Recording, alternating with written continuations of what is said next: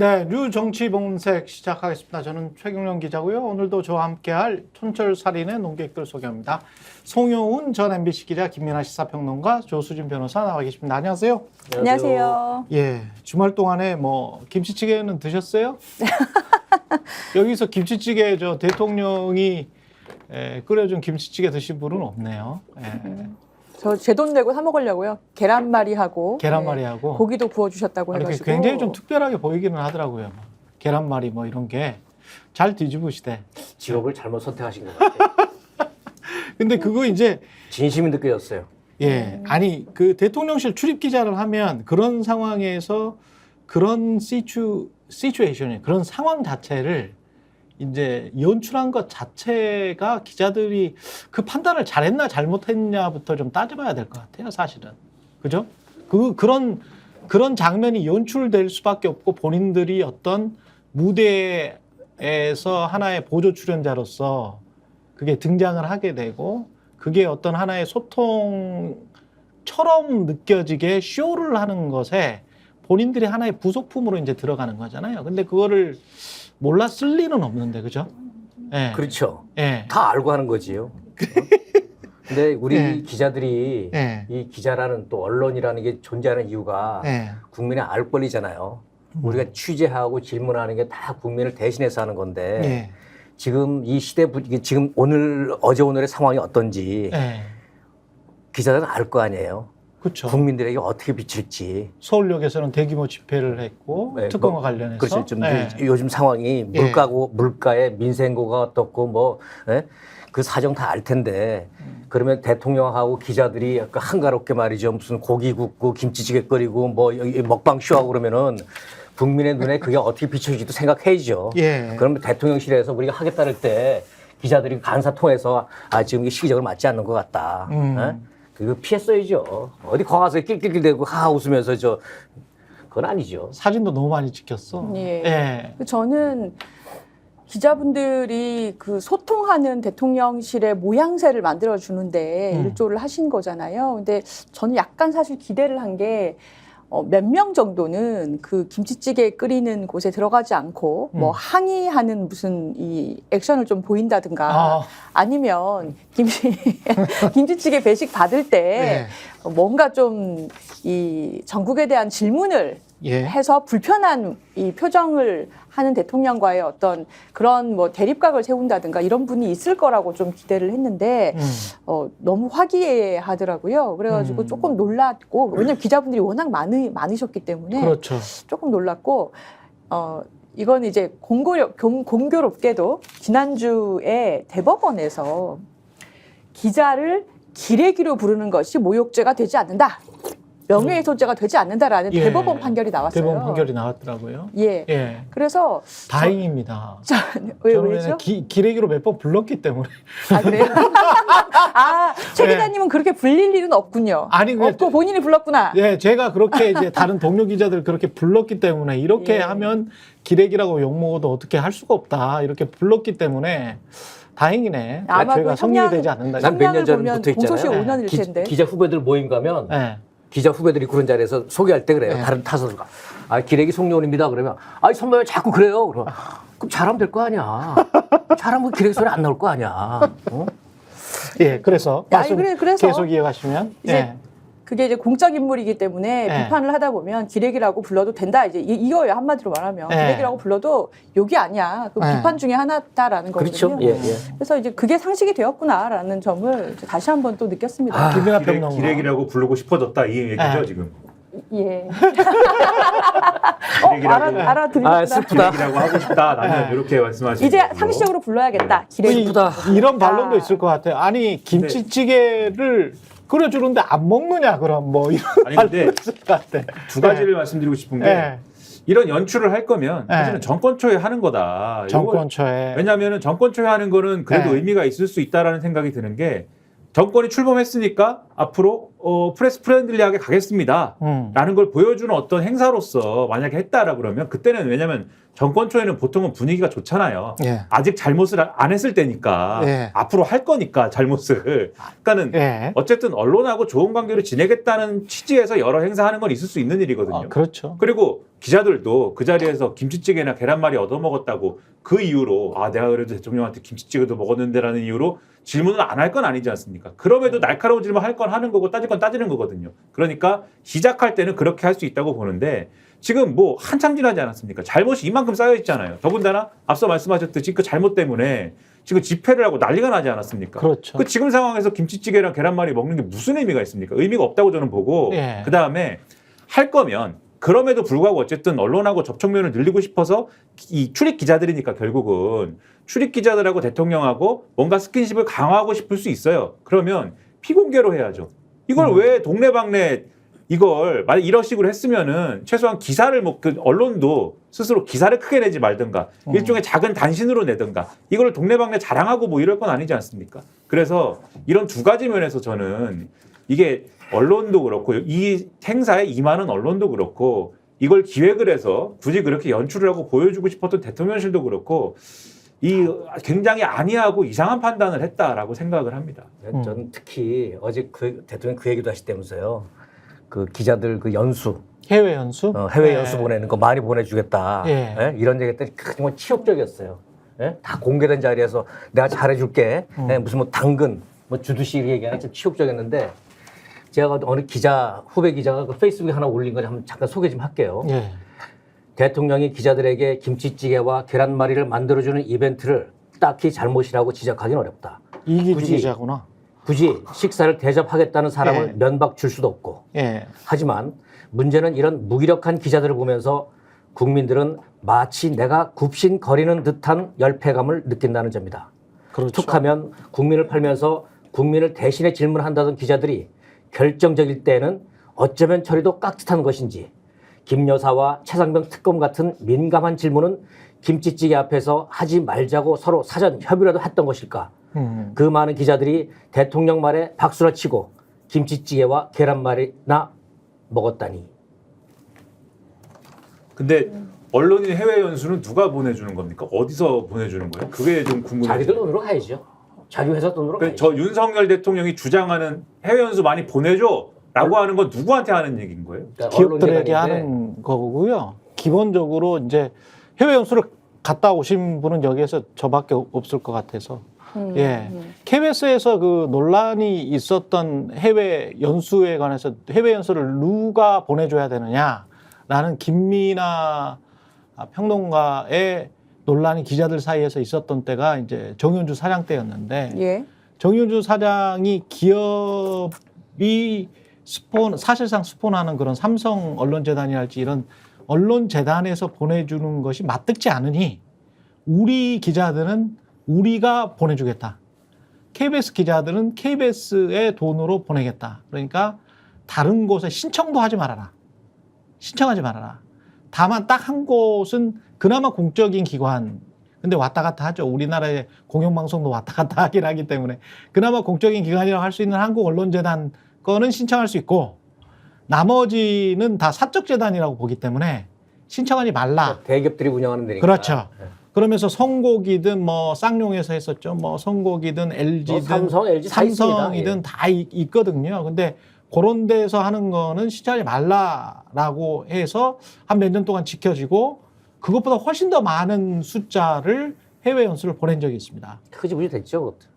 지금도 그- KBS 하나요? 아니 그렇게는 못하죠. 그러니까 정윤주 사장 때만 그렇게 했었고 지금은 흐지부지 흐지부지 됐죠. 돼버렸고 지금 김민하 대통령이 평론가님은 언론인 해외 연수 더 보내라라고 하는 거는 기업인들한테 팔비틀라는 소리하고 그러니까 똑같은 대통령이 영향을 미칠 수 있는 일이냐를 물어보시는 그것도 거죠. 마찬가지. 만약에 이게 예. 안 되는 거죠. 그런 네. 차원으로 해석을 하면 결국 언론진흥재단한테 하는 얘기처럼 들릴 수도 있는 거잖아요, 이게. 그건 예산이 정해져 있을 텐데요. 그죠? 그러니까요. 그것도 그렇고 이게 무슨 언론진흥재단은 그럼 뭐 어떤 조직이고 어떻게 활용하고 있는 거냐도 저는 생각을 해봐야 된다는 생각이 들어서 이제 그 얘기한 건데 예.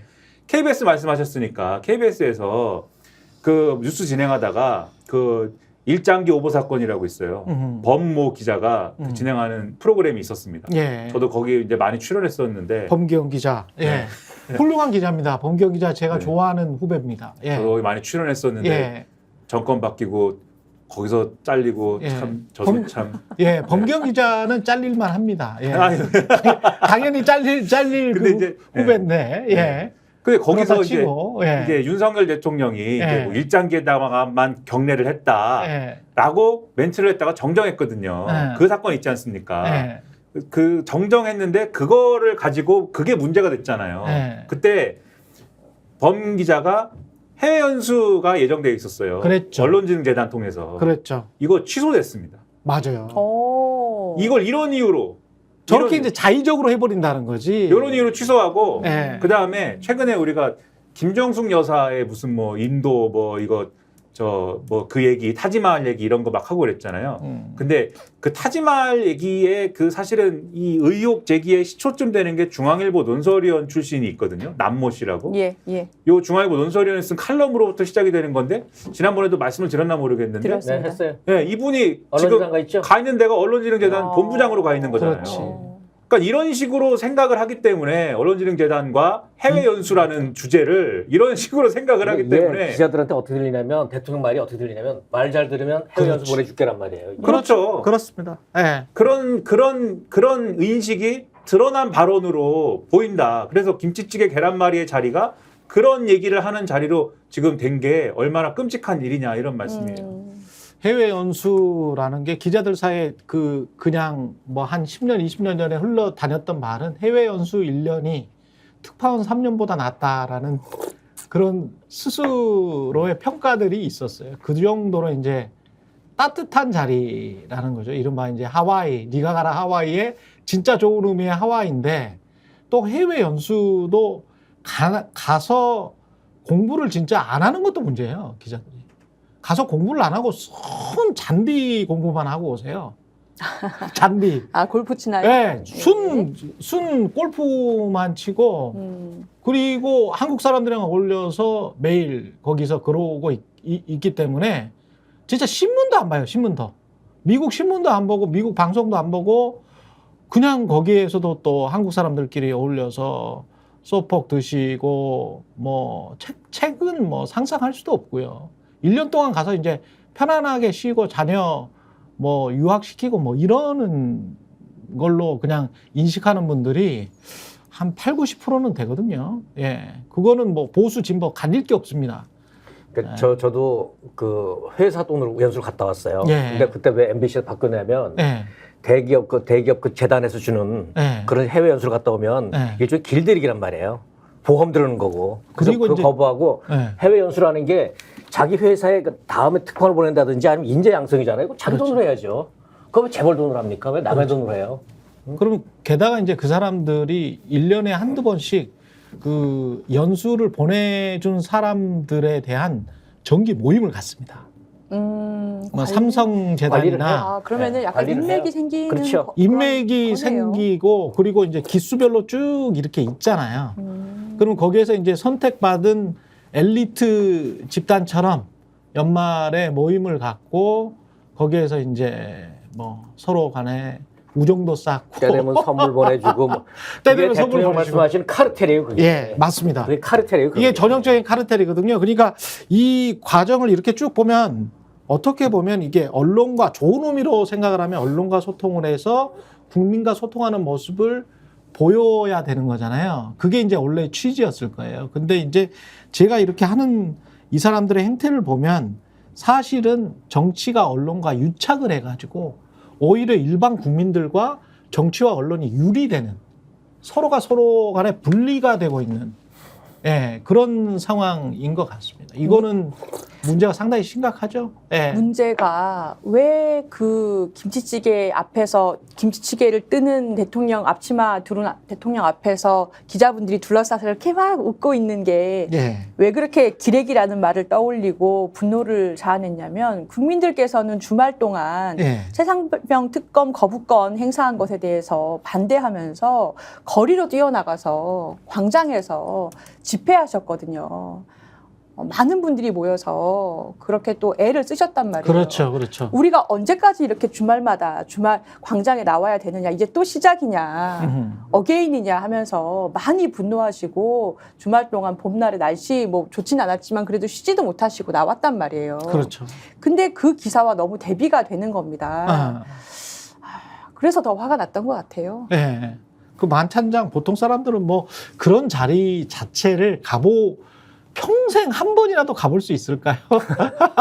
아니 대통령이 뭐 고기를 구워주고 뭐 계란말이를 내주고 그거 다 떠나서 그런 어떤 녹색 잔디 위에 그렇게 하얀 식탁복 입고 거기에서 이제 편안하게 앉아가지고 이렇게 이야기를 하고 그런 만찬장을 보통 일반 국민들은 평생 한 번이나 가볼 수 있을까? 근데 실질소득이 감소를 하고 오늘도 한국일보를 비롯해서 주요 신문들에서 그 이야기를 썼던데 통계청 이번에 나온 실질소득 감소, KBS는 아예 보도도 안 했던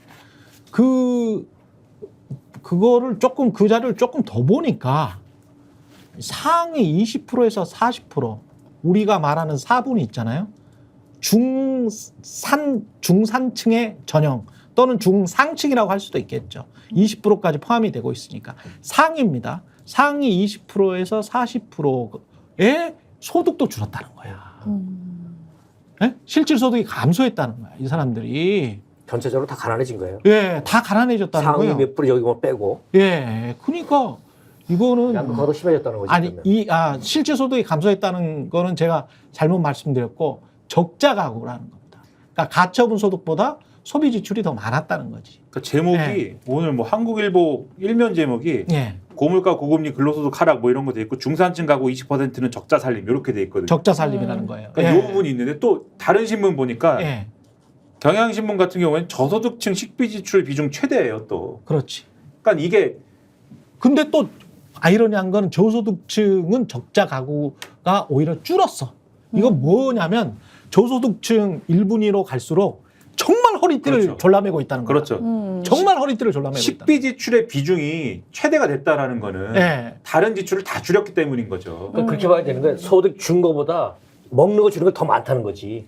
그럴 수도 있고. 네. 네. 오늘 칼럼들을 쭉 보니까 오히려 중산층들의 이제 적자가 된 부분들은 뭐 이제 통계적 착시나 뭐 이런 거에 의해서 다음 분기나 이렇게 되면은 통계적 착시라는 게 작용을 해서 또 다음 분기 되면은 또 조금 뭐 개선될 수도 있는데 엄청난 또 일이 일어나는 것처럼 또 사실을 호도할 수도 있다. 이런 얘기가 나올 수도 있다고 하더라고요. 아, 그럴 수도 있어요. 그러니까 분기이기 때문에 그거는 좀 추이를 좀 봐야 되지만 우리가 그럼에도 불구하고 그 이자랄지 우리의 고이자에 시달리고 있지 않습니까? 그다음에 인플레이션 이게 동시에 지금 접하는 상황이기 때문에 그 누구도 안전하지 못한 상황이라는 거는 그렇죠. 확실하죠. 맞습니다. 네. 이게 상당히 의미가 있는 게 네. 당장의 그 소득 감소라든지 이런 부분도 문제지만 네. 이런 결국 경제는 심리지 않습니까? 그렇죠. 그럼 사람들이 지갑을 열고 닫고의 문제, 실제 감소율만큼만 지갑을 닫느냐? 그렇지 않거든요. 심리적으로 위축되면 불안하니까. 소비를 바로 줄이는데 문제가 우리나라는 자영업자 비율이 굉장히 이상할 정도로 높은 나라라는 거예요. 자영업자분들은 사실 그 요식업 비율도 굉장히 높은데 사람들이 그럼 외식도 하고 돈을 쓰고 해야지 경제가 잘 돌아가는 구조인데 근데 그런 분들이 이렇게 뭐 중산층이나 이렇게 적자 가구가 늘어나고 실질소득 감소가 되면 심리적인 타격을 받은 소비자들이 지갑을 닫는 것에 가장 직격탄을 맞는다는 거죠. 그러면은 전체적으로 위축이 될 수 있는 겁니다. 그래서 이거는 상당히 주의해야 될 신호탄이다 이렇게 봐야 될 겁니다. 사실 그게 꽤 됐어요. 그 빨간불이 켜진 지가 꽤 됐습니다. 지금 대통령실 앞 저 잔디밭에서 대통령이 고기 굽고 계란말이 찌개 끓이고 그래서 저 기자들하고 말이야 무슨 만찬하고 그럴 때가 아니에요. 그렇죠. 그런 게 희낙 나갈 때가 아니라고요. 제가 토요일 날 시내 집회에 나가봤습니다. 왜 나가냐면 저는 그런 일 있으면 현장 나가보거든요. 체크를 하기 위해 기자니까 예. 현장 가보면은 일부러 이쪽에서 저쪽 왔다 갔다 하고 요 사이 골목길 가서 들여다보고 합니다. 그러면 숫자도 보이지만 어떤 사람들이 나와 있는지 사람들이 무슨 얘기를 하는지 표정은 어떤지 보이거든요. 예. 심각했습니다. 민심 잘 보십시오. 근데 언론이 그런 자리에 그 시각에 있었다는 것도 그렇고 언론이 이제까지 그 취했던 그 논리들 있지 않습니까? 자영업자가 너무 많다. 그런데 또 말은 또 그렇게 해요. 해고는 쉽게 해야 된다. 자영업자가 너무 많은데 해고는 쉽게 해야 된다. 그러니까 잘린 사람들은 자영업할 수밖에 해고가 없죠. 쉬워서 자영업이 늘어나는 예, 건데. 그렇죠. 거기에다가 언론이 늘 하는 게 한국 경제를 위해서 자영업자는 줄여야 된다. 그러나 해고는 쉽게 해야 된다. 하지만 복지 안정망은 세금 펌퍼이니까 줄여야 한다. 뭐 어떻게 하라는 거예요? 각자 알아서 살아남아라 이거죠. 네, 이건 각자 도생하라는 각자 도생. 이야기밖에 안 되잖아요. 그러면 이 사람들의 이 친구들의 지금 결국 논리는 본인들은 김치찌개에 계란말이 먹으면서 다음에 해외 연수는 어디로 갈까? 우리는 구국리에 들떠 있다. 이렇게 이제 비춰지는 거잖아요. 우리는 살아남은 사람들이다 이미 각자 도생에 그렇지. 승리한 사람들이에요. 네. 그렇지. 뭐 그런 식으로 지금 기사를 쓰고 있고 그런 식으로 행동을 하고 있는 거잖아요. 상당히 좀 정신 넉나간 사람들이 굉장히 좀 많은 것 같습니다. 예. 합니다. 예. 그리고 기자들 이야기는 여기까지 하고요. 특검법과 관련해서는 재표결 D-1인데 어떤가요? 지금 한 4명까지 나왔네요. 최재형 의원까지 나왔네요. 예, 예. 김웅, 안철수, 유의동 의원에 이어서 최재형 의원이 공개적으로 본인은 찬성하겠다 이렇게 밝혔지요. 김웅, 안철수, 유이동, 최재형 더 있을 거냐 없을 거냐 그게 이제 관건이긴 하겠습니다. 예. 저는 최재형 의원 그 당당하게 예. 하더라. 이 기사를 보고 무슨 생각이 들었냐면 예. 이분이 전에 한번 화제가 된 적이 있었어요. 예. 뭐냐면 명절에 가족들이 모이면 예. 국민 의례를 하는 분이에요. 아 맞다. 그렇지. 애국심. 예? 그렇죠. 예. 이거 꼭 그 뭐 거기 빗댈 건 아니지만 비할 건 아니지만 진짜 보수. 최상병에게 진짜 보수도 해야 될 거예요. 네. 국가 안보를 중시한다고 군대 생각하고 그런다면 이거는 보수들이 이거 버리면 안 되는 거예요. 그러네. 최정 이 양반이 그 명절에 가족 모실 때도 그 국민 의례하는 정말 애국심 하면은 그 아마 첫째 손가락 꼽으러 가는 분일 텐데 그렇죠. 보수가 이거 특검법 거부하면 안 됩니다. 그 보수 자기가 없는 겁니다. 근데 홍준표 시장은 왜 이렇게 계속 옹호를 하고 있죠? 대통령을 지켜야 된다라는 그 스탠스가 변하지가 않네요. 이게 지금 여당이 대통령을 보호하지 못하고 질이 멸렬하면 윤 대통령은 중대 결심을 하지 않을 수 없을 겁니다. 여당이 대통령을 보호해라. 보호하지 못하고 질이 멸렬하면 그러니까 반대표가 나오면 윤 대통령은 중대 결심을 하지 않을 수 없을 겁니다. 정치는 상상력의 게임입니다. 뭐 이게 지금 무슨 이야기예요, 일단? 그 이제 이른바 예. 이 용산발 신당 창당설이라는 게 늘 있지 않습니까? 그 이야기 아직까지도 하고 있는 거예요? 그러니까 그런 거를 얘기를 하면서 네. 대통령을 안 지켜주면은 결국은 신당 창당 카드를 가지고 윤석열 대통령이 국민의힘 사람들 줄 세운다 뭐 이 얘기를 하는 거거든요. 근데 제가 볼 때는 비현실적인 얘기 같고 비현실적이고 대통령이 그럴 힘도 없는 것 같은데. 그렇죠. 이제. 오히려 윤석열 오케이. 대통령은 국민의힘 사람들 모아놓고 이 밥 먹는 자리에서 내가 당의 호위무사가 될게 이렇게 얘기했다는데 물론 그 얘기도 국민의힘 의원이 우리가 대통령의 호위무사가 되겠습니다 이렇게 얘기했더니 아니야 내가 당의 호위무사가 될게 뭐 이렇게 얘기했다는 거긴 한데 아무튼 그렇게 얘기했다는데 그리고 대통령실도 계속 탈당은 없어 뭐 이런 얘기 한다는데 이게 무리한 얘기를 하면서 어쨌든 그 셈법은 지난번에 한번 말씀드리지 않았습니까? 그 지금은 어쨌든 저쪽에는 한동훈 등등이 있는 것이고 이쪽에는 내가 있다. 그리고 이쪽이라는 거는 윤석열 대통령의 가까운 그러한 당심을 겨냥한 어떤 행보이다. 이렇게 이해하면 될 것 같은데 실제로 이탈표가 어떻게 나오느냐. 요거와 관련돼서는 앞서도 말씀드렸는데 박주민 의원이 기자간담회에서 한 얘기가 있어요. 6명과 접촉했다. 국민의힘 의원. 6명과 접촉을 했는데 한 절반 정도는 찬성 표결을 심각하게 고려하는 것 같다. 이렇게 얘기를 했거든요. 그 6명이 이 나온 사람들 6명 아니죠. 왜? 그래서 네, 그 외에. 그 외에. 예. 그 외에. 4명과는 겹치지 않는다. 지금 아. 언급된 4명과는 겹치지 않고 이러면 이 4명에다가 3명 다음은 이제 7명 아닙니까? 그렇죠. 그래서 7명 설이 지금 있는 것이고 그다음에 오늘 동아일보 기사를 보면은 또 5명이 더 동아일보 이건 자체적으로 집계 내지는 취재를 해보니까 지금 낙천된 사람들 중에 한 5명 정도는 찬성표결 할 수도 있다고 한다. 아. 그러면은 4명에 5명 더하면 9명 아닙니까? 예. 그래서 이제 9명 설이 있는 것이고 그다음에 김웅 의원은 최소 10명도 된다 이렇게 주장한 바 있지 않습니까? 그러니까 10명 설이 또 있고 이런 거죠 지금 상황. 근데 방금 전에 또 한 58분 전에 홍준표 시장이 또 올린 게 있어요. 나 이분 굉장히 좀 급한 것 같아. 급했어.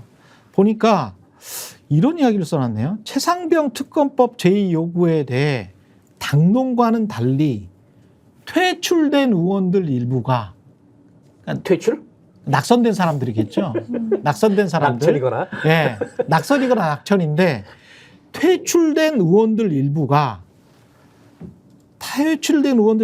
찬성적으로 기우는 것은 소신이라기보다 몽리로 보인다. 또 총선 참패 책임이 있는 사람을 한동훈이네요. 한동훈이죠. 예. 다시 당대표로 불러들이려고 하는 것은 당의 앞날보다 사익을 우선시키는 대세 추종주의, 레이밍주의로 보인다. 그러면 한동훈이 대세라는 거네? 근데 거기도 이제 일종의 이미지 전략이 있는 게 예. 지금 특검 찬성 표결할 인물들이 예. 결국은 한동훈과 가까운 인물들이다라는 뉘앙스를 주는 거죠. 아, 그래서 동시에 노리는구나. 그렇죠. 이렇게 편을 갈라서 그들은 이미 퇴출됐는데. 저 편을 갈라가지고 예.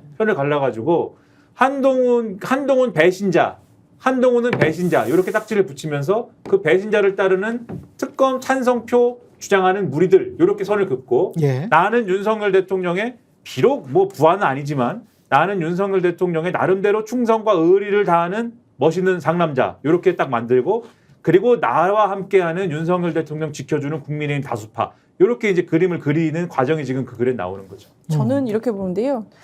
홍준표 시장이 이 국면을 좀 영리하게 활용하고 있다? 이렇게 보여요. 그러니까 뭐냐면 17표가 있어야 되는 상황이기 때문에 사실 그 이제 재의결 붙였을 때 17표까지의 이탈표가 나오기는 쉽지 않다라고 다들 예상을 하지 않습니까? 예. 그래서 어차피 부결된다라고 홍준표 시장이 만약에 예상한다면 이 상황에서 본인이 용감하게 대통령을 위해서 할 말을 하는 이미지 그리고 대통령 편을 들었던 사람 그런 정말 용산과 친한 사람이라는 타이틀을 이번 기회에 획득을 하려는 그런 전략이 아닌가 싶어요. 근데 홍준표 시장 이러한 행보에 대해서 사실 대구 시민들이라면 좀 기분 나쁘실 것 같습니다. 그러니까 국민들의 뜻은 최상병 특검법 실시해야 된다, 통과시켜야 된다라는 게 압도적으로 높으셨고 국민의힘의 다른 의원들이 대놓고 지금 이런 말을 못하는 것도 예. 그러한 국민들이 무서워서인데 국민들의 뜻을 의식해서인데 홍준표 시장은 본인은 대구시장 다음에도 또 된다. 나는 별로 무서운 게 없다. 내 지지율은 철옹성이다. 라는 생각을 하시기 때문에 이렇게 용감한 발언을 계속 전체적인 국민의 뜻과 다른 말을 할 수 있는 거거든요. 그래서 저는 대구 시민들 지금 굉장히 좀 기분 나쁘실 분들 많이 있으실 거다 이렇게 생각이 됩니다. 아, 인정. 동의. 대구 시민들이 보면 기분 나쁠 것 같은 게 요전에 그 상남자 있잖아요. 예. 내 여자도 못 지키면 뭐 이렇게 마초 대구시장. 그 대구 시민들이 기분 나빠할 것 같아. 자꾸 대구시장. 그래서 요번에도 난 이런 생각이 들었어요. 홍준표 시장이 전에 그런 얘기 많이 했잖아요. 동표태라고. 동표태라는 게 저 양반이 국힘 내부에서 국민의힘 내부에서 영향력이 있나? 보수 쪽에서 영향력이 있나 싶어요. 그냥 뭐 이상한 말에가 관심이라 끌겨라야지. 오히려 정규재 씨 있지 않습니까? 보수 농객이라고 꼽히는. 예. 이분이 어젠가 쓴 게 이거 있습니다. 최상병 특검 피하려 국민연금 개혁을 팽개치다니 저것이 여당인가? 아니 정당인가? 윤석열 대통령 유지 비용 너무 많이 들어간다. 요까지만 할게요. 유지 비용 너무 많이 들어간대요. YUJI 유지. 그래서 예. 홍준표 시장이 앞으로 행보를 예. YUJI. 아 이거 진짜 앞으로의 유지네. 예. YUJI가 유지예요. 예. 앞으로 행보를 네. 이제 예측을 해본다면 예. 지금 말씀하신 것처럼 뭐 부결된다라는 걸 전제한다면은 그럼 이제 부결됐음에도 불구하고 찬성표 찍은 사람들이 있을 거 아닙니까? 그렇죠. 지금 공개적으로 밝힌 사람도 있지만 무기명 투표지만 있을 거다라고 생각을 할 거 아닙니까? 그러면 이제 그 사람들에 대해서 홍준표 시장이 뭐라고 하겠어요? 당을 나가라고 하겠죠. 당을 나가라고 하면서 그들의 실질적인 우두머리는 누구로 지목하겠습니까? 한동훈으로 지목을 하는 거죠, 이제. 한동훈으로 지목을 하면서 저런 사람은 당대표 되면 안 된다. 너도 나가라. 너도 총선 패배에 책임이 있고 지금 같은 상황에 이렇게 대통령에게 반기를 들어가지고 피해를 입히고 너는 당에 뭐 도움이 되는 게 없고 이런 얘기를 하면서 이 보수정당의 정통은 나고 뿌리는 나다 이 얘기를 하면서 요 대립구도를 프로레슬링 같은 거예요. 요 대립구도를 대권 구도, 그러니까 대권 경쟁까지 쭉 가져가는 게 목표인 거예요. 그러네. 아. 그러네. 아, 홍준표 시장 SNS 저 페이스북에 댓글이 보니까 예. 댓글에 그런 단어가 눈에 띄더라고요. 그러니까 홍 시장과 윤석열 대통령을 지지하는 분인 것 같아요. 좌동훈이라 그러더라고요. 좌동훈. 좌동훈이요? 예, 한동훈이 좌파인데 이 좌동훈 따위에 우리 국민의힘을 넘길 수 없다는 그런 뉘앙스로 이제 쭉 댓글을 쓰셨더라고요. 근데 이제 그런 분들이 모여서 이게 서식하는 군락처구나, 여기가. 그런 근데- 느낌을 받았습니다. 홍 시장 SNS에서. 근데 홍 시장님께도 정말- 누군가 대호 프로젝트 같은 네. 뭐 홍호 프로젝트 이런 거 얘기하시는 분이 있나 봅니다. 그런 게 있어요. 그래가지고 이게 있겠죠. 얘네들은 좌동훈이고 우리는 그러니까 우준표인가? 근데 더 황당한 얘기를 해드릴게요. 왜? 더 황당한 것은 그러면 한동훈을 지지하는 사람도 있을 거 아닙니까? 예. 한동훈 전 위원장 지지하는 사람들은 지금 뭐라고 하는 얘기가 있냐면 물론 예. 다 그런 건 아니겠지만 예. 어떤 사람들이 이런 얘기를 합니다. 윤석열 대통령이 좌파다. 아, 윤석열 대통령이 좌파여서 문재인 전 대통령도 봐주고 이재명 대표하고도 무슨 딜을 하려고 한다. 한동훈이 올바른 우파다. 난리가 났습니다. 사실. 그래서 보수에서 하는 얘기가 보수 쪽에서 윤석열을 발탁해서 대통령을 만들어준 이유는 문재인을 감옥에 넣으라는 거예요. 그걸 못 하고 있지 않냐 이거예요. 안 하고 있지 않냐 이거야. 그러니까 이재명도 감옥에 넣으라는 거예요. 좌동훈 주장하는 그 사람들이 봐주기는 이제 그런 사람들이. 요전에 그 저 이재명 네. 뭐 이렇게 그 대통령 뭘 보내갖고 그러니까 뭐 좌동훈은 좋겠어. 절제 이렇게 합리적인 좌파가 돼버렸네. 와, 너무 좋아. 이런 사람들 때문에 본인 한동훈 입장에서는 굉장히 복받은 나라에서 태어난 거예요. 근데 지금 이 주장은 네. 우동훈이라고 생각하는 사람들이 하는 얘기입니다. 우동훈 아. 측에서는 우동훈 측에서는 네, 왜 네. 윤석열 대통령이 왜 네. 이렇게 문재인, 이재명 두 사람을 막 치지 않느냐. 예. 이게 뭐 있는 거 아니냐. 좌석열이라서 그런 거 아니냐. 뭐 이런 식으로 지금. 그래서 결국 예상 시나리오는 몇 표입니까? 이탈표, 찬성표는 몇 표가 나올 것 같습니까? 여기서 우리가 한번 맞춰볼 수 있을까요? 지난번에 어떻게 보세요? 심사숙고를 한번 해보면서 지난번에 사실은 총선 때도 거의 근접하게 저는 사실은 맞췄거든요. 아, 그러세요? 저는 오. 195표 플러스 마이너스 알파라고 했거든. 범야권이. 근데 어우. 192표 나왔잖아. 예. 잡박 깔아야 되겠네. 192표. 그럼 먼저 말씀해 주시죠. 몇 예. 표인지. 그 실제 자료를 좀 분석하신 결과였던 거죠?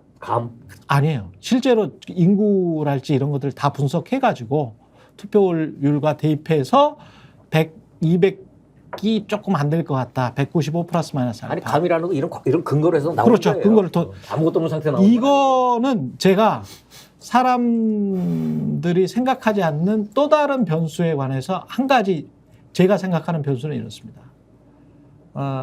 지금까지 최상병 사망 사고 그리고 윤석열의 수사 외압 의혹 사건과 관련해서 가장 열심히 활동을 하고 있고 가장 큰 공을 세운 곳은 누가 뭐래도 해병대 전우회입니다. 해병대 전우회고 해병대 전우회가 기자들보다 더 취재를 열심히 하고 있고 그리고 거기에서 뭐가 나올 가능성이 있다. 이게 다시 추리가 딱 되는 게 있잖아요. 됐던 게 이게 원래 사건은 2023년 7월 19일에 일어났고요. 그리고 가장 중요한 모멘텀은 7월 31일부터 8월 2일 사이에 일어났습니다. 7월 31일부터 8월 2일 사이에 대통령과 임성근의 행적에 관해서 곰곰이 따져봐야 돼요. 이거는 제가 기자들에게 드리는 팁입니다. 이 방송을 혹시 들으시는 기자들에게 7월 31일과 8월 2일 사이에 대통령과 임성근 사단장의 행적에 관해서 곰곰이 따져보라. 그러면 국회에 이미 임성근 사단장이 7월 31일 날 7월 30일 이 사건이 결과가 나온 건 7월 28일이거든요. 19일 날 사망사고가 일어나고요. 오전에. 예. 네. 갑자기 또 전화가 이렇게 오는 겁니다.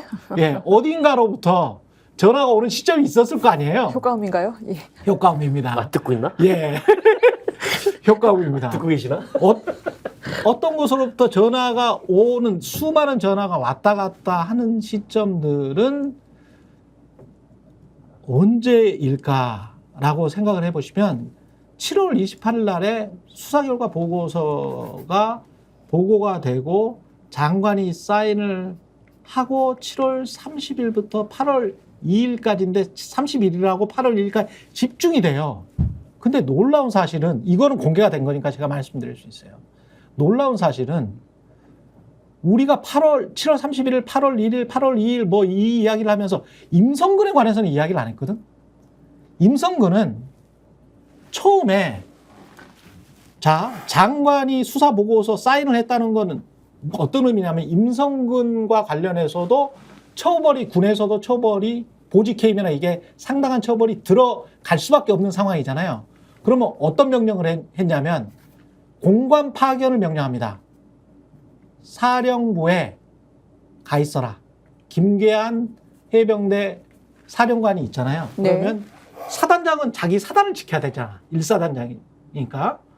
근데 해병대 1사단장이 공관에 파견 가 있어라 라고 하는 거는 넌 곧 있으면 잘리니까 너 거기 가 있어. 예. 라고 한 거예요. 그게 첫 짓이었어. 수사 결과 보고서가 나온 그 즈음에. 그러면 임성근은 끝난 거야. 군인의 생명이. 그런데 극적으로 소생합니다. 극적으로 소생한 거는 8월 2일 날 수사 이첩을 하고 오후에 그거를 회수하기 전에 소생하는 사인이 보여요. 그거를 주목하셔야 돼요. 기자들이. 그 사인이 뭐냐? 파견됐던 사람을, 그래서 곧 잘릴 사람을 휴가 처리를 하기 시작해. 휴가 처리라는 건 뭐냐면요. 예. 당신 아직 사단장이야. 사단장이었기 때문에 파견이 아니고 휴가를 갔었던 거야. 7월 31일 날 휴가 처리를 해버립니다. 나중에. 8월 1일 날 오후에도 휴가 처리가 있어요.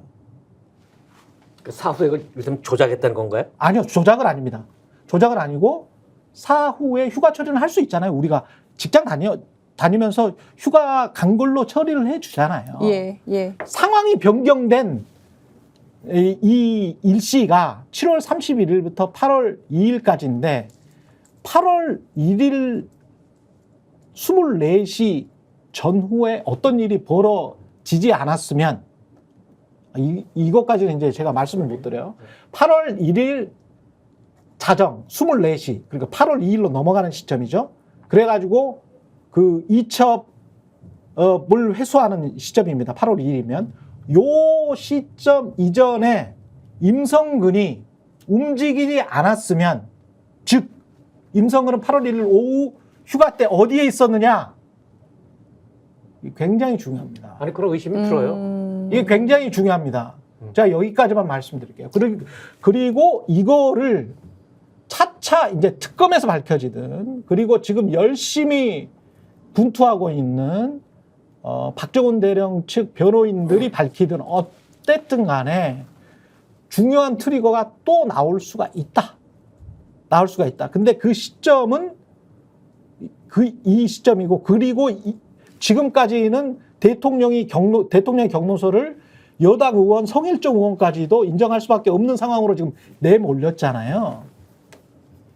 그러면 이 어떤 팩트가 하나가 더 나오면 이건 로비 들어간 거 아니야? 그러니까 구명운동 예. 있었느냐는 그렇죠. 의심이 가능하죠. 그렇습니다. 저도 그런 의심했어요. 그 시점을 봐야 된다. 그게 8월 1일 오후부터 밤까지다. 그러니까 박정훈 대령 수단장 그쪽에서 조사하는 게 뭐가 낌새가 이상하니까 그렇죠. 이거 이상하다 싶어서 그렇죠. 자기 구명을 한 게 아닌가라는 의심입니다. 이거는. 그렇죠. 그런 의심이 들었어요. 8월 2일 오전까지 그래서 모든 상황이 마무리됐음에도 불구하고 박정훈 대령은 원칙대로 이첩을 한 겁니다.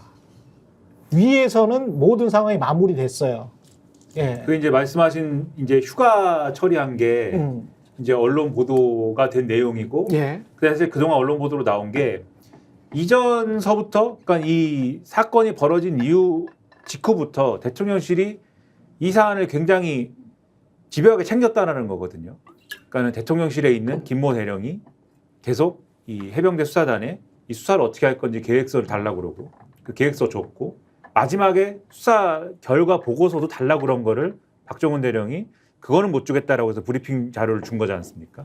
그러니까 사실은 대통령실은 그 이전부터 상당한 관심이 있었다라고 보이고 그렇죠. 그렇다라고 하면 지금 뭐 구명이나 뭐 로비 이런 쪽 말씀을 하셨는데 만약에 그런 게 실체가 있다 그러면은 그 맥락 자체는 제가 볼 때는 그 훨씬 이전부터 맥락 자체는 아마 있었을 있었어. 거다라는 생각이 들고 합리적 의심이 가능해요. 그렇죠. 만약에 이게 현실이라고 하면 그다음에 그 이제 인사라고 하는 거는 그 수사 결과에 따라서 지금 이제 부적절하게 휴가로 처리가 됐지만 임성근 1사단장에 대한 인사를 하려고 했다면은 하려고 한 게 맞다면은 그 군이라는 데 특성상 사단장을 인사하려고 예를 들면 우리 이제 언론사처럼 정치부장에 대한 인사 수요가 갑자기 발생해가지고 그 정치부장은 이제 일단 공석으로 비워두고 일단 그 누구를 승진시킬지를 한번 찬찬히 우리가 생각해보자 이렇게 할 수 있는 데가 아니지 않습니까? 그렇죠. 군이라는 데는.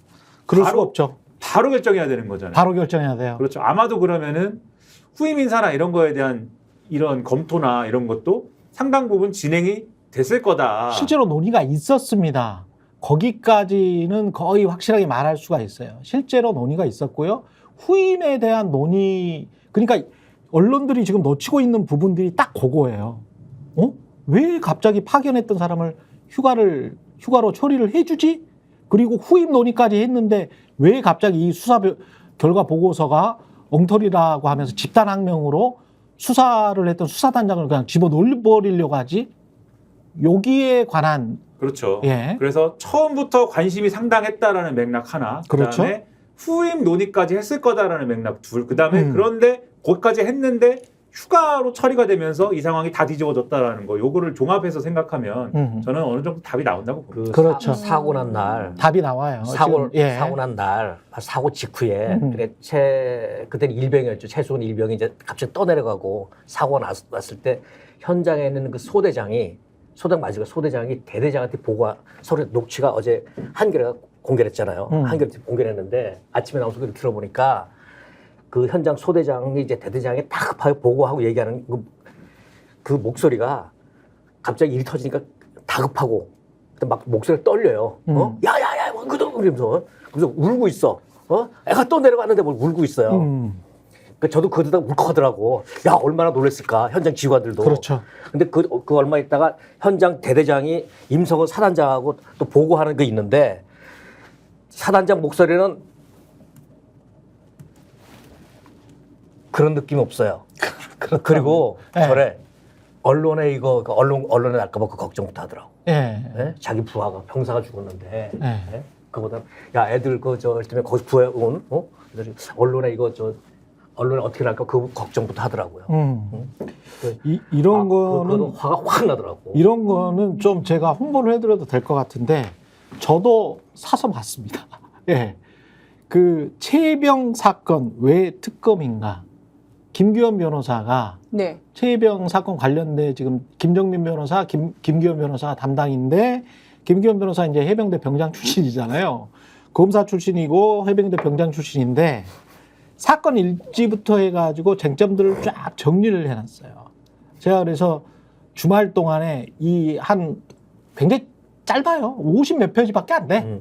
예, 50 몇 페이지밖에 안 되는데 그걸 제 식으로 다시 한번 정리를 해봤어요. 주말 동안에 쭉 정리를 하면서 다시 좀 취재를 해봤는데 요거는 꼭 한번 읽어보십시오. 우리 스픽스 애청자분들도 최혜병 사건 왜 특검인가? 1,500원밖에 되지 않습니다.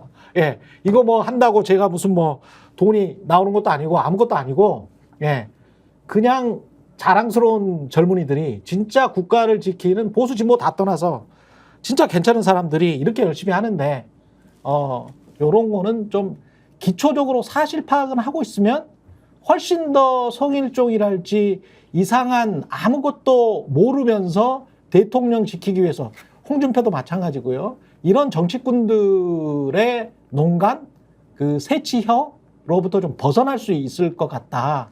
그런 생각이 들어서 팩트 체크를 꼭 좀 해보시라. 성일종이라는 사람들의 발언이 오히려 분노를 키우는 거예요. 그렇죠. 네? 예. 이상한 소리를 죽음의 고비에서 살아온 사람들을 뭐 벌 주라고 누가 죽음의 고비에서 살아나왔어요?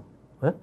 뭔 얘기인지는 모르겠어요. 그게 이제 변호사님이 아마 잘 설명해 줄 수 있을 것 같은데 거의 제가 볼 때는 법정 전략 같은 거예요. 왜냐하면 SBS 보도에 의하면 대통령이 이종섭 전 장관하고 통화했다는 거지 않습니까?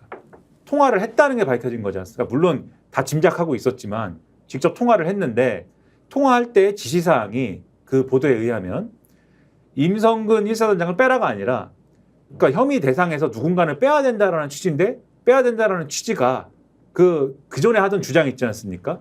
하급 장교들까지 하급 부사관들까지 다 이 어떤 책임 소재에 넣으면 하급 장교나 하급 부사관들까지 넣으면 그 사람들의 경우에는 문제가 생기지 않겠느냐 이런 취지로 얘기를 했다가 그 보도의 내용이에요. 그러면은 지금 성일종 의원이 주장한 거는 그 사람들 얘기하는 거죠 지금.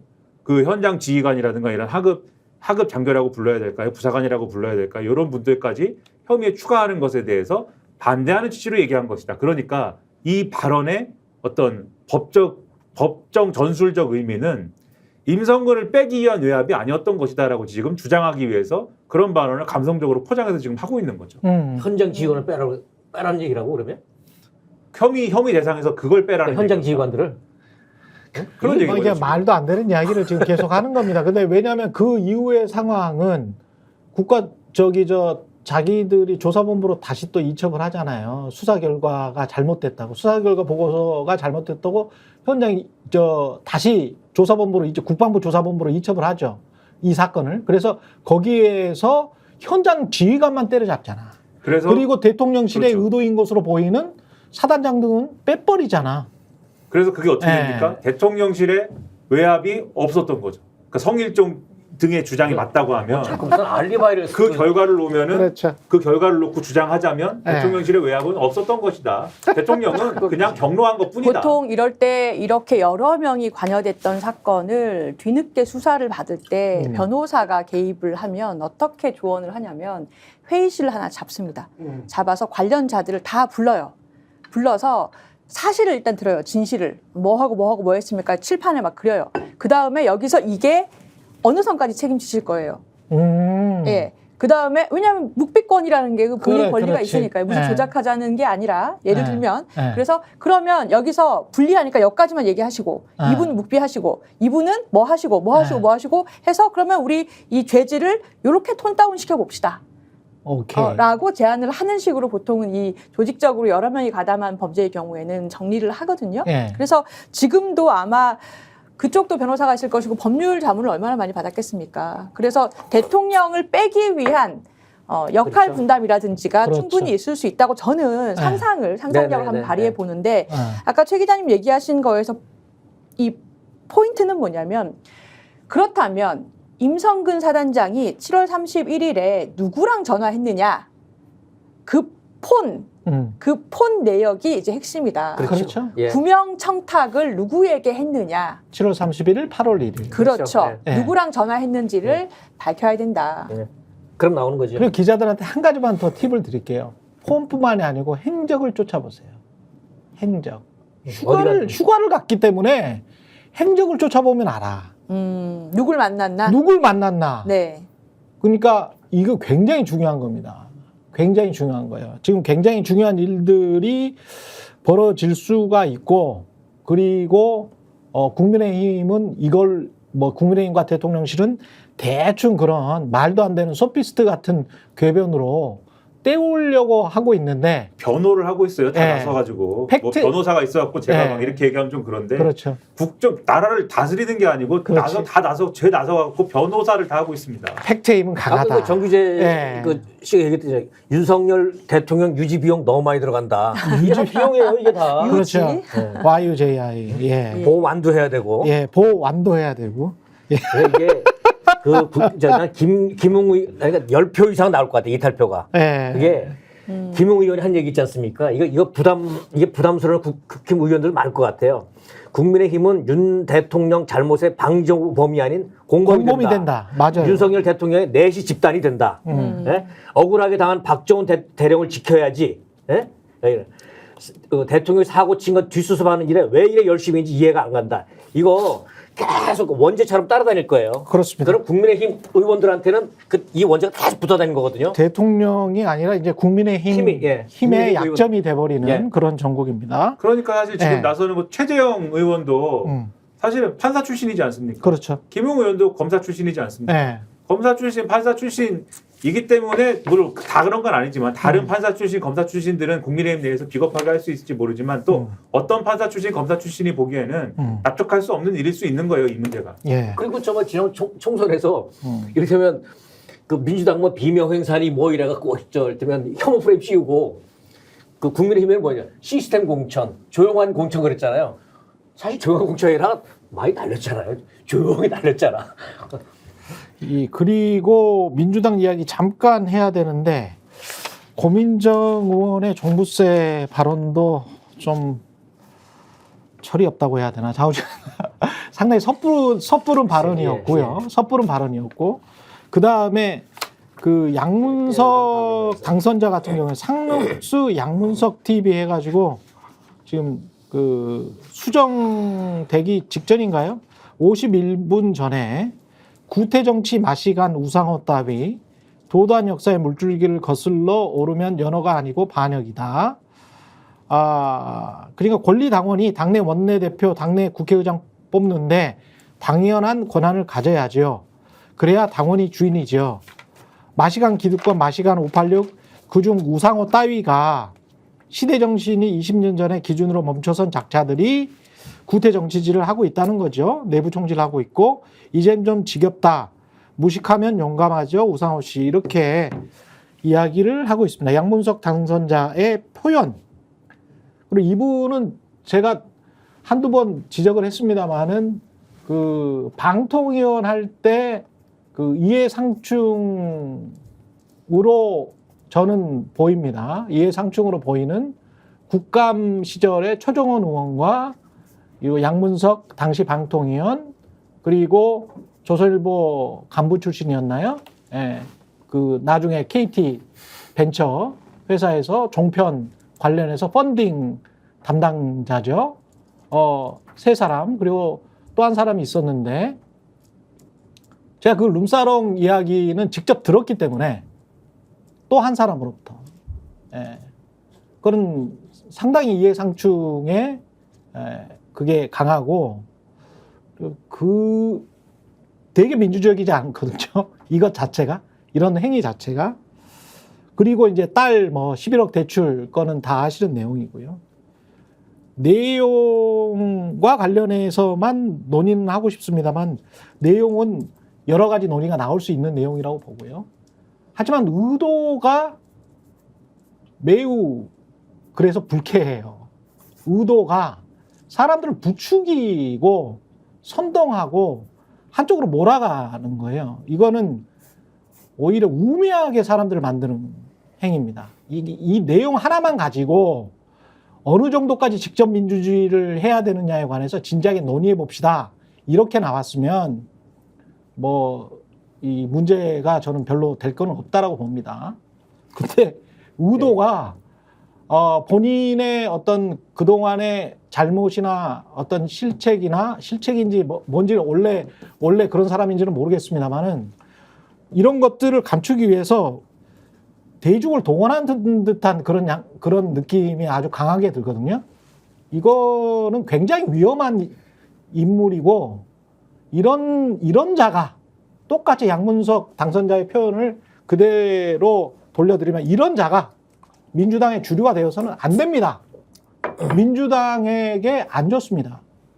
네. 그 양문석 씨한테 내가 한마디 하자면 말이죠. 그 99명의 공든탑을 쌓아도요. 마지막 한 명이 다 무너뜨릴 수 있습니다.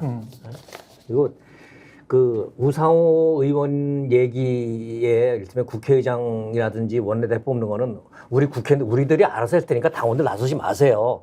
라고 하는 걸 반박할 수도 있다고 봅니다. 그래요? 그 내용에 관해서는 반박할 수 있어요. 충분히 할 수 있습니다. 그런데 지금 그 이제 의원이 되는 사람으로서 할 얘기는 내 감정을 배출하는 게 아니잖아요. 내 감정을 배출하는 거라면 난 모르겠어요. 그냥 일반인이. 근데 당선인으로서 자기 의견, 주장을 얘기할 때는 이런 식으로 얘기하면 안 되죠. 이런 식으로 이렇게 거칠게, 그러니까 감정 배출하듯 얘기하게 되면 의견이나 주장이 전달되는 게 아니라 그건 다 휘발돼 버리고 막말만 남습니다. 저는 상대 주장에 대해서 이제 반박을 하거나 할 때, 그러니까 그 상대 주장에 대해서 이제 좀 집중해야 된다 이런 생각을 갖고 있습니다. 그러니까 우상호 의원이 그런 주장을 한 거에 대해서 반박을 하려면은 그 논리에 대해서 반박을 하면 되죠. 맞아요. 근데 그 내용에 관해서만 이야기하면 그렇죠. 돼요. 근데 그게 아니라 뭐 네. 우상호 의원이 예를 들면 뭐 일종의 586이어서 네. 586이고 과거에 이제 흘러간 기득권이어서 지금 이런 방식으로 주장하고 있다라고 일단 규정을 하고 그래서 우리는 새로운 세력, 이 우상호는 이제 흘러간 세력, 그리고 우상호와 함께하는 어떤 사람들이 아마 뭐 우원식 찍었겠지 이렇게 가는 요 구도가 제가 볼 때는 지나친 편가력이 뭐 이렇게 보일 어떤 가능성이 대단히 높은 거고 그런 것들이 사실 민주당의 내부 정치나 이런 것들을 굉장히 어렵게 만들고 있다 이런 지적이 많은 거잖아요. 내부에서. 그렇죠. 네. 특히 이제는 어떤 논객 뭐 이런 입장이 아니라 당선인의 입장이고 이제 국회의원이 되실 분 아닙니까? 국회의원 되는 거잖아요. 그렇죠. 그러면 지금보다는 훨씬 더 이제 좀 정제된 표현도 표현이지만 논쟁의 방식을 바꿔야 된다는 말씀 드리고 그 다음에 이제 그러면 본질적으로 어디까지 그러면 지금 직접 민주주의를 해야 되냐고 말씀을 하셨는데 그렇죠. 예.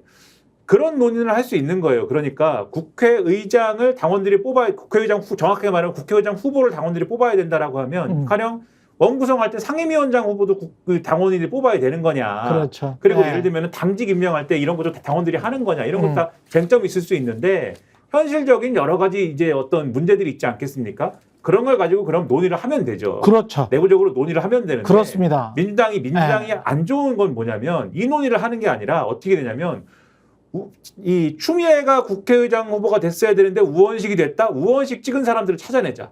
그래서 그거는 우원식 찍은 아니에요. 사람들을 찾아내서 네. 이 사람을 혼내주자. 이 사람을 예를 들면은 법사위원장 시키면 안 돼, 뭐 시키면 안 돼. 이런 식으로 가면서 이게 하나의 어떤 여론이라고 주장하는 것. 이런 거는 제가 볼 때는 도움이 안 되는 거거든요. 당내 민주주의에 대해서도 그 그렇고. 민주주의가 아니에요. 그렇죠. 또. 밖에서 예. 보는 어떤 그러한 정치적 맥락에서도 그렇고 그렇죠. 도움이 안 되는 것이기 때문에 예. 오히려 그런 것에 대해서 한번 목소리를 내주면 어떨까 이런 생각이 듭니다. 맞습니다. 저는 양문석 당선자가 이제 시원시원하게 할 말씀하시는 스타일을 좋아하는 편인데요. 근데 지금의 발언은 사실관계에도 맞지 않는 부분이 있을 뿐 아니라 다소 본인이 사실 지금 위기 상황이잖아요. 그렇죠. 본인의 그렇죠. 위기를 인기영합 발언으로 돌파해 보려는 시도로밖에 보이지 않아요.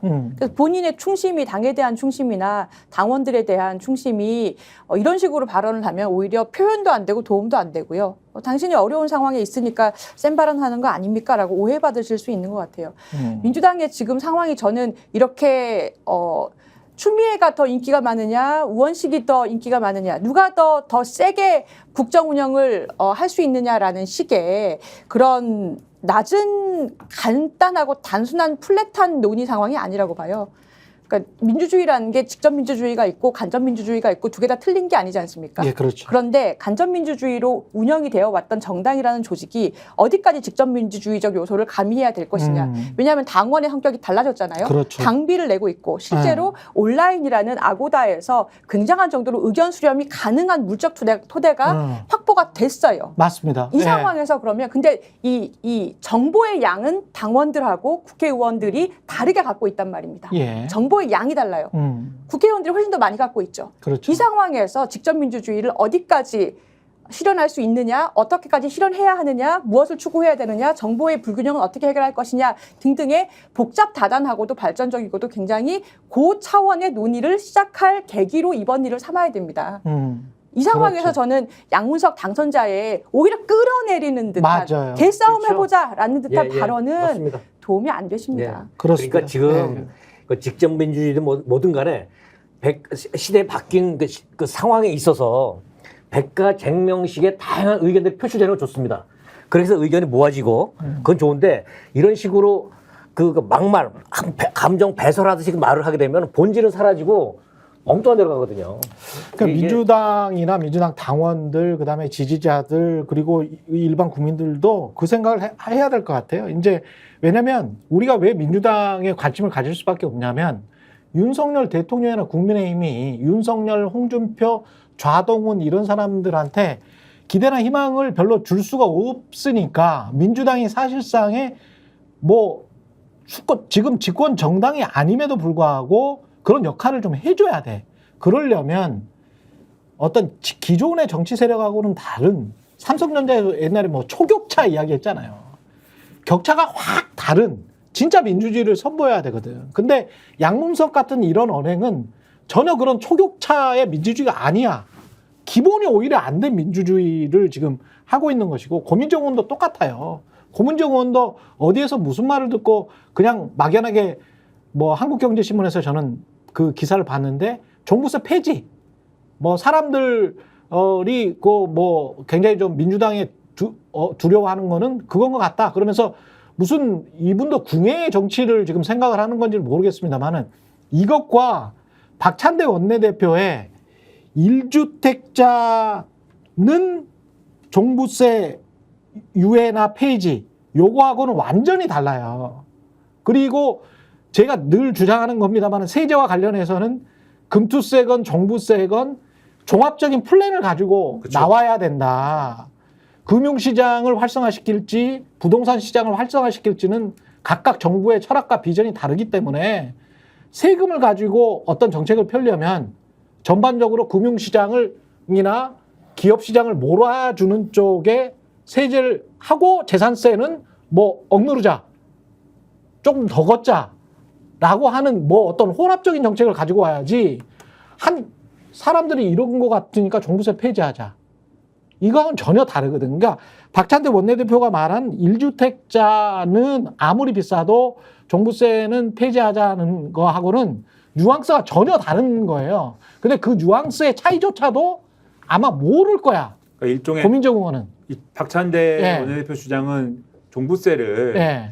일종의 이제 다주택자를 향한 이제 그렇죠. 그런 걸로 쓰자는 거고 실거주를 하고 있으면 거기에 그렇죠. 대해서는 과한세 부담은 줄이자라는 거겠죠. 그렇죠. 그런 부분인데 예. 저는 종부세라는 게 애초에 참여정부에서 도입할 때와는 비교를 하면은 완전히 지금 누더기가 돼가지고 뭐 거의 지금 골종안 나온 상황처럼 된 거 아닙니까? 물론 세금을 내는 사람 입장에서 그 액수가 부담이 된다는 어떤 그러한 어떤 그런 건 남아있을지 모르겠는데 세금의 형태하고 그걸 운영되는 방식이나 이런 건 참여정부 때하고는 많이 달라진 거잖아요. 그렇죠. 그리고 특히 이명박 정부에서 완전히 뭐 10대 때리고 한 대 더 때려가지고 네. 완전히 좀 어렵게 만들어놨는데 그렇다고 하면은 이것을 윤석열 정부.